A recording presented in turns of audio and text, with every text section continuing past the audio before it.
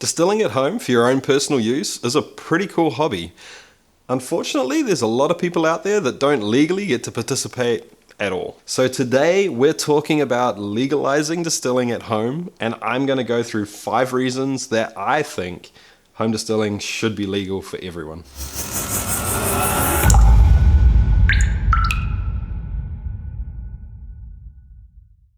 Hey guys, I'm Jesse. Welcome to Still It. This is the channel all about chasing the craft of home distillation and making it a legitimate hobby.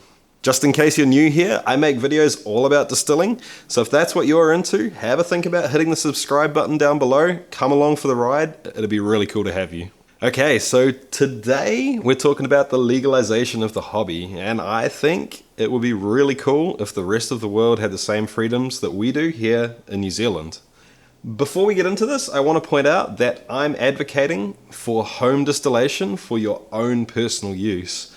I do not advocate for moonlighting or moonshining activities. That's not my thing at all. Also, this video is specifically about legalization of home distillation in America, although I think all of the points apply anywhere else in the globe too. Anyway, let's get started. Number 1, developing the community. Legalization would allow people to get together and openly discuss distilling. People could geek out together, sharing ideas and techniques. I think this could be huge for home distilling. How many more people would suddenly start home distilling? I mean, any home brewer is only a hop, skip, and a jump away from distilling anyway, right? More people mean more minds, more problem solving, and more development. Have a look at the home brewing communities that have developed all over the world, and have a look at what those communities give back to the hobby and to the professional world.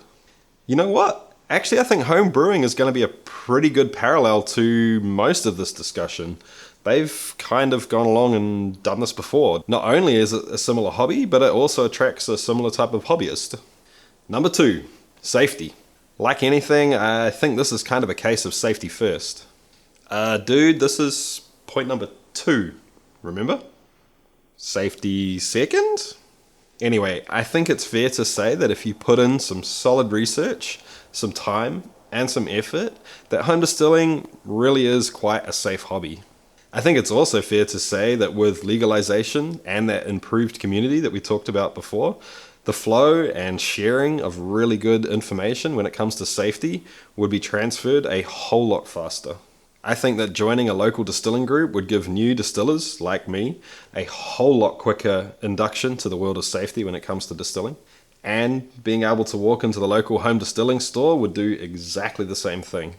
Now look, I know that that's not the case right now, but you can't tell me that legalization wouldn't be a step in the right direction. Number 3, a faster advancing hobby. After safety comes creativity and ingenuity. The same freedom of communication we just talked about would likely also allow a faster creation and transmission of new ideas. Recipes, procedures, techniques, research into the field would all find themselves growing quicker due to open communication and just sheer numbers. Once again, look at home brewing. How far has craft beer and homebrew beer come in the last 5, 10, 15 years? I propose that that was driven due to the DIY, creative, and inquisitive nature of home brewers. If you're familiar with the home brewing world at all, I doubt very much you need an introduction to these people. Just imagine if home distilling had a similar array of heroes. How would the hobby benefit if there was a national home distilling competition? What if there was such a thing as the Distilling Network? What about Stillosophy? Okay, look, I'm not here to tell you that home distilling doesn't have heroes, communication, ingenuity, creativity, or champions. Quite the opposite. Every day I learn a little more just how awesome this community is. But can you really tell me that being able to talk openly, to meet, to discuss things with a larger number of people wouldn't be a good thing for the community? So everything we've discussed already leads in to number 4. A home distilling industry. Honestly, we're already starting to see the beginnings of this, but I think if legalization comes through in America, there's going to be a whole lot of opportunities on this front. First of all, this new wave of distilling enthusiasts are going to need equipment, consumables, and education. Sure, right now, most of the time it's easier just to do it yourself. But perhaps after legalization, that wouldn't have to be the case. The increased demand and, let's call them, difficulties when selling distilling products could just lead to much more competitive and competent commercial opportunities. Once again, this is going to be spurred on by the sheer number of people innovating in the hobby and by the demand itself. So the way I see it, that's more jobs, more paychecks, and yes, more tax dollars too.